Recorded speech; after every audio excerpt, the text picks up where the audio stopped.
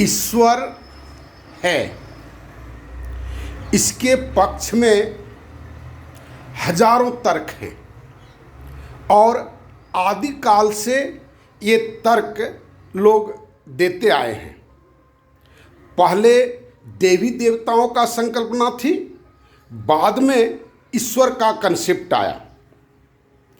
ईश्वर नहीं है, इसके भी पक्ष में लाखों तर्क हैं और पूरी मनुष्यता इसमें मानसिक स्तर पर उलझी हुई है।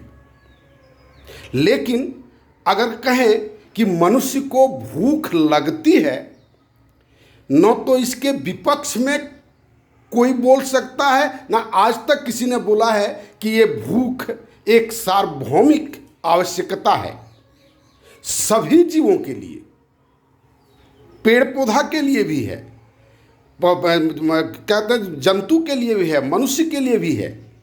ये भूख लगती है, इस पर कहीं कोई विरोधाभास नहीं है। फिर धर्म की बात, हम पहले इसकी चिंता कर लें।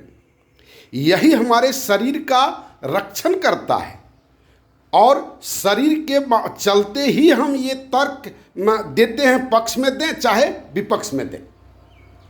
लेकिन एक बात जो मुझे पता है, जो आज तक पृथ्वी पर कोई आदमी नहीं मिला जिसने कहा कि मैंने ईश्वर को देखा।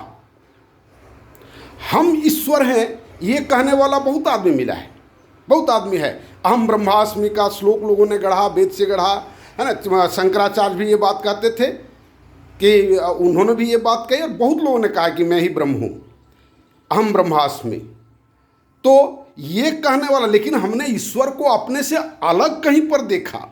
हम गए थे मंदिर में, वहाँ देखे बैठे हुए, वहाँ हम गए थे मस्जिद में, वहाँ देखे अल्लाह बैठा हुआ था, वहाँ हम गए मस्जिद में, वहाँ देखे हम।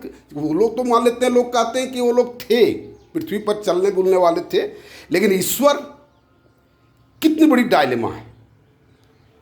और वो ईश्वर की संकल्पना या ईश्वर के प्रति चिंतना या उनके प्रति जोग, उसके प्रति ध्यान, उसके प्रति पूजा, उसके प्रति अर्चना सब है, लेकिन प्रथम आवश्यकता पेट है।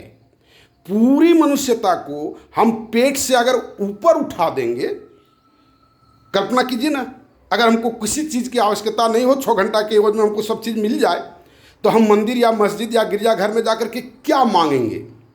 कितनी बार ये बात हम कहें कि पेट से ऊपर उठने के बाद ही ये ईश्वर का चिंतन या वहाँ पर जाना वो अर्थपूर्ण है, और नहीं तो हम फिर वही चीज़ मांगते हैं, रोटी दो, कपड़ा दो, भोजन दो, नौकरी दो, दवाई दो, हमारा बेटा ठीक करा दो, ये बीमारी हो जाए, बेटा नहीं हो रहा है, किसी तरह वंश हमारा चले, यही सब बात हम लोग मानते हैं।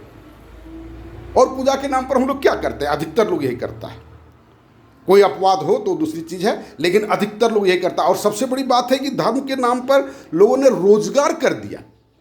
खेत में अनाज उपजाने की जगह पर, मशीन पर काम करने की जगह पर, फैक्ट्री में काम करने की जगह पर धर्म का उद्योग लोगों ने स्थापित कर दिया। क्या है, आप इन सब बातों को सोचें। मेरे सोशल सिस्टम को आप देखें, उसमें सारे चीज़ों की व्यवस्था है। वो धर्म के प्यास को भी बुझाने की व्यवस्था है और पेट की जलन को भी बुझाने की व्यवस्था है।